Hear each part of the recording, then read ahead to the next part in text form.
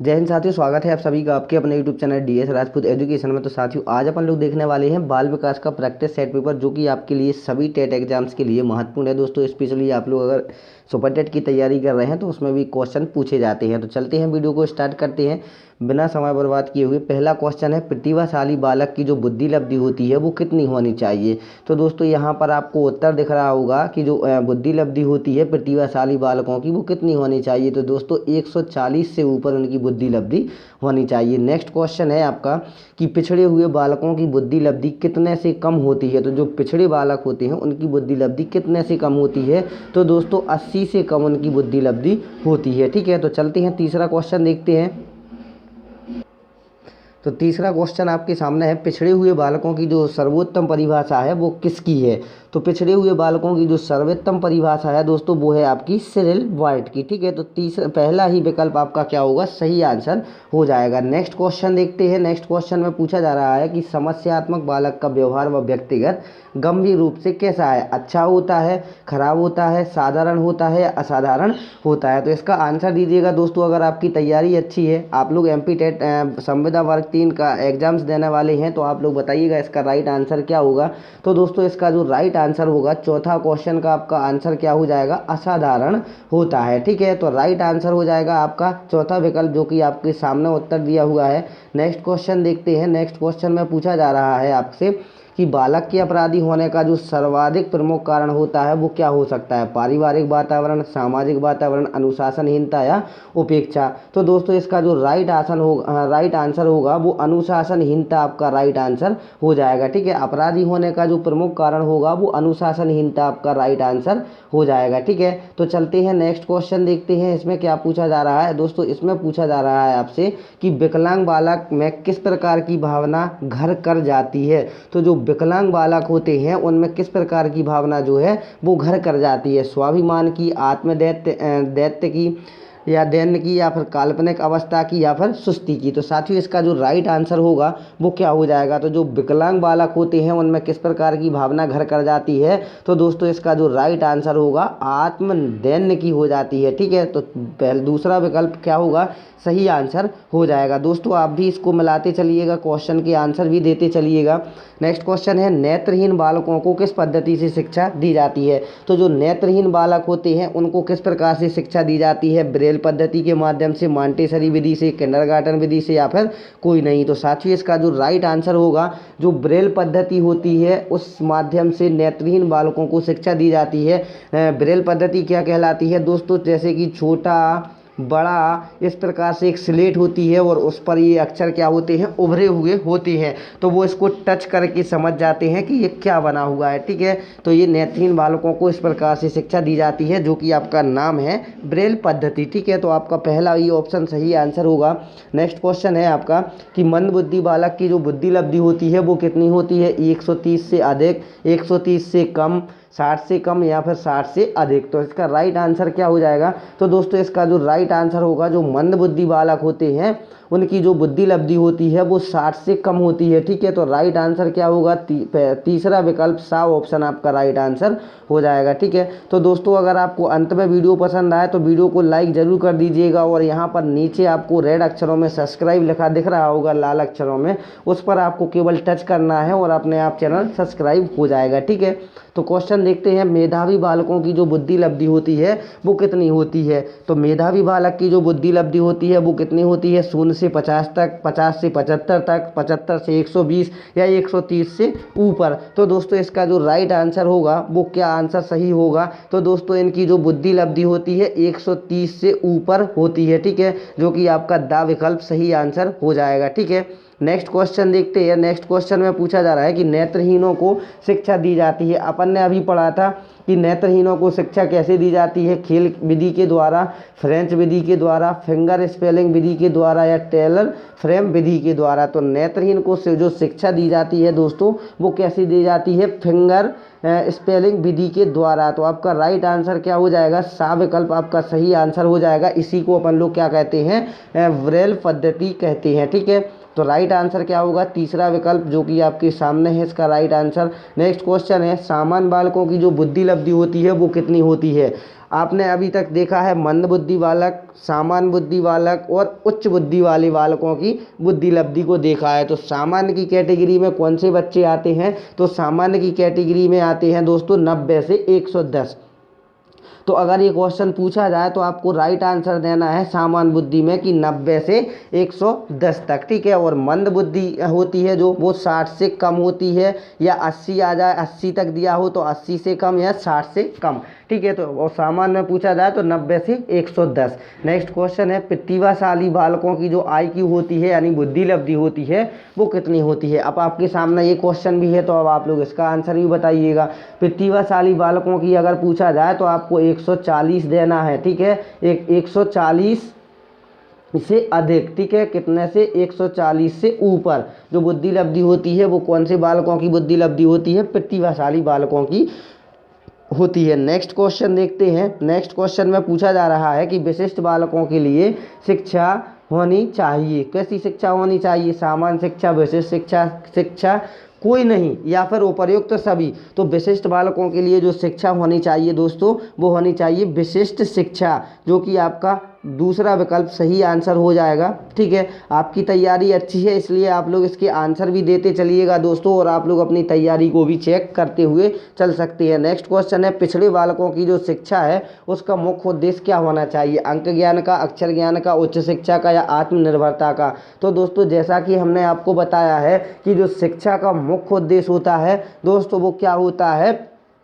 ना तो अंक ज्ञान होता है, ना ही अक्षर ज्ञान, ना ही उच्च शिक्षा।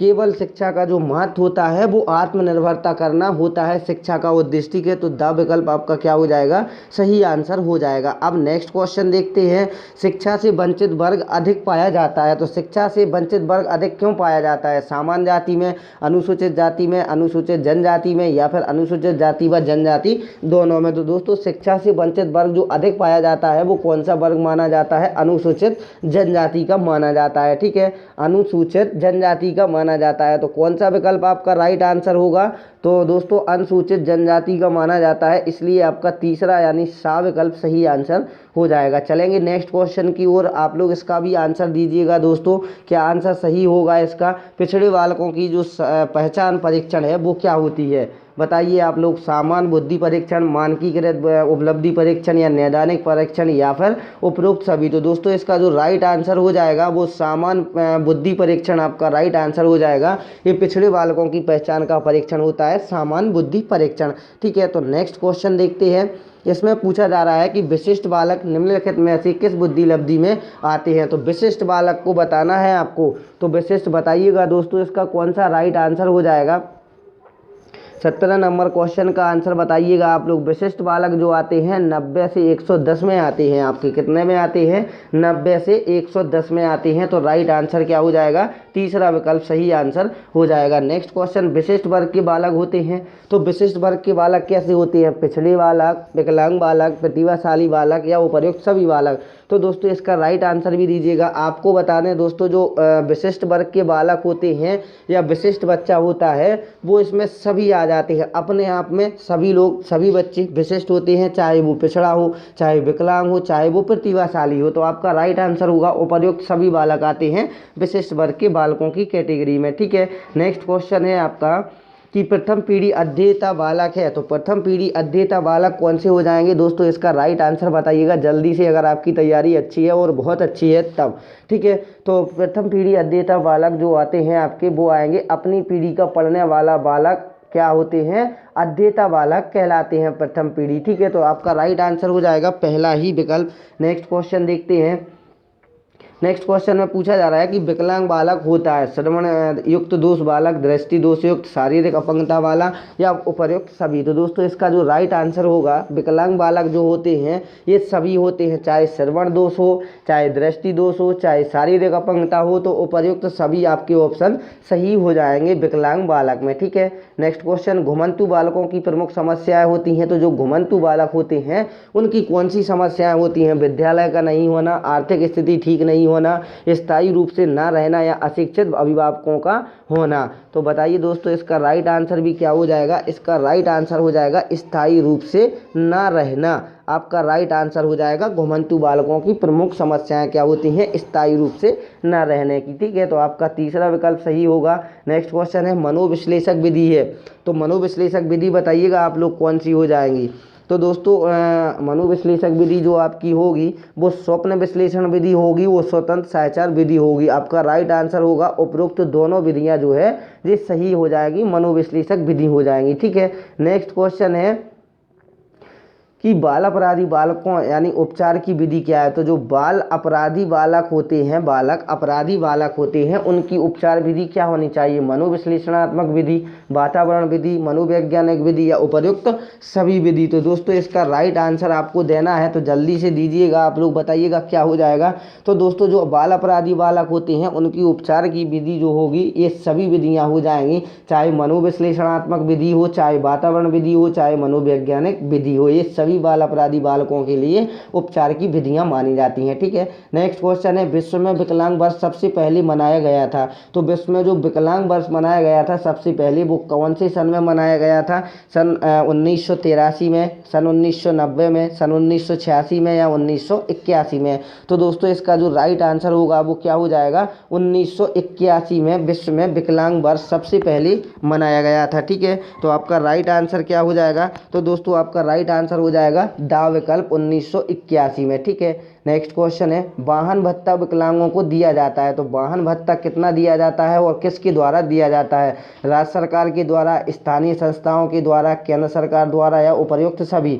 तो दोस्तों कितना से मतलब हो जाएगा कि जो वाहन होते हैं कहीं भी वो ट्रेवल करते हैं तो उनका किराया नहीं लगता है। ठीक है, ये होता है उनका वाहन भत्ता, और ये किसके द्वारा प्रदान किया जाता है? राज्य सरकार के द्वारा, स्थानीय संस्थाओं के द्वारा या केंद्र सरकार के द्वारा। तो दोस्तों इसका आपका जो राइट आंसर हो जाएगा वो कौन सा राइट आंसर हो जाएगा? ये आपका राइट आंसर होगा केंद्रीय सरकार के द्वारा वाहन भत्ता दिया जाता है विकलांगों के लिए। ठीक है, तो सा विकल्प सही आंसर हो जाएगा। नेक्स्ट क्वेश्चन देखते हैं 1288 रुपये प्रति माह आय वाले विकलांगों को मुफ्त उपकरण दिए जाते हैं। कितने तक के दिए जाते हैं? 1500 रुपये तक के, 1000 रुपये तक के, 500 रुपये तक के या 2000 रुपये तक के? तो दोस्तों इसका जो राइट आंसर होगा वो आपका हो जाएगा 1500 रुपये तक के मुफ्त उपकरण दिए जाते हैं विकलांगों के लिए। ठीक है, प्रति माह। नेक्स्ट क्वेश्चन देखते हैं प्रतिवर्धन विधि सर्वप्रथम अपनाई गई थी सन 1911 में, 1806 में, 1866 में या 1901 में?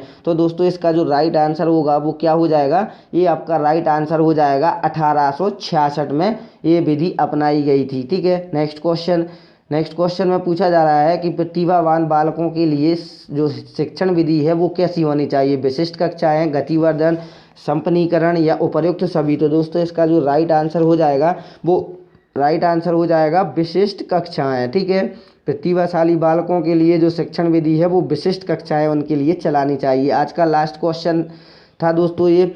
कैसा लगा आज का आपको प्रैक्टिस सेट पेपर जरूर बताइएगा। अगर आपको वीडियो पसंद आई हो तो जल्दी से वीडियो को लाइक और चैनल को सब्सक्राइब जरूर करिएगा। नीचे आपको यहाँ पर लाल अक्षरों में सब्सक्राइब लिखा दिख रहा होगा एक बॉक्स में, उसको आपको केवल टच करना है, चैनल ऑटोमेटिक सब्सक्राइब हो जाएगा। तो अगर आप लोग इसी प्रकार से वीडियो देखना चाहते हैं तो ऑल नोटिफिकेशन पर भी क्लिक कर सकते हैं और अपने दोस्तों में भी इस वीडियो को जरूर शेयर करिएगा। तो चलते हैं साथियों, मिलते हैं नेक्स्ट वीडियो में। जब तक के लिए जय हिंद, जय भारत, वंदे मातरम दोस्तों।